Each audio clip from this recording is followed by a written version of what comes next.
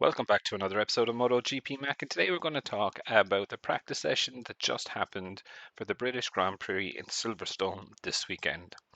Now, the practice session was topped by Aleix Espargaro from Jorge Martin, Brad Binder, Maverick Vinales, Johan Zarco, Pecco Bagnaia, Marco Bezzecchi, Jack Miller, Luca Marini, Alex Marquez, Fabio Quartararo, Franco Morbidelli, Marc Marquez, Miguel Oliveira, Enea Bastianini, Fabio Di Giannantonio, Raul Fernandez, Joan Mir, Augusto Fernandez, Taka Nakagami, Paul Espargaro, and Iker Lecuona.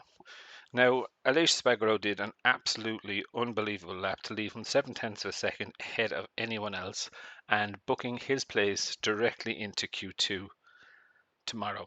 Now, you know, Johan Zarco also and Maverick Vinales were kind of the standout riders for me. I kind of expect Jorge Martin and Brad Binder to be up there or thereabouts. Pecco, notoriously slow starter on a Friday, but he did look overall very comfortable on the bike. Marco Bezzecchi as well, very comfortable. Did get caught with a cold tire in his last run.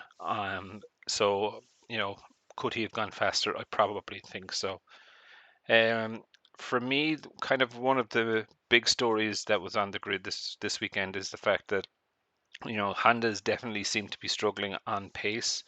Marc Marquez, okay, is in 13th place, but that was a banzai lap at the end. Their pace, all in all, is towards the back of the grid. Now, it is interesting that Mark and Joan Mir are on the HRC chassis with the old aero. Taka Nakagami has two Calyx chassis and the new aero. So this is definitely a sign of the times of where Honda are going.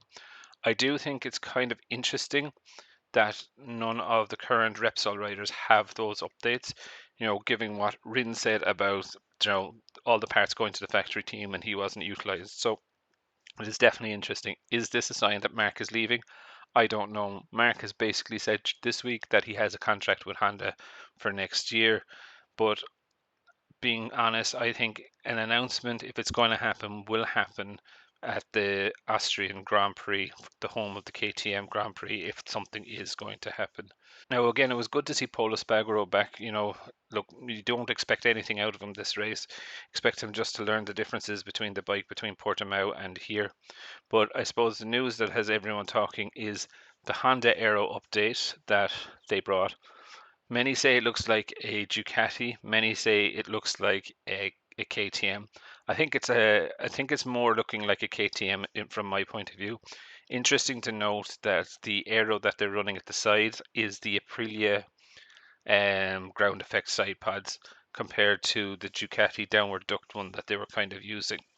So look, it was very interesting to see it. They weren't the only ones with new aero. To be fair, Yamaha brought the high aero package as well, and you can see it here. But Fabio didn't use it for his fast runs during the qualifying practice, which makes sense. You know what I mean? Because it will slow them down.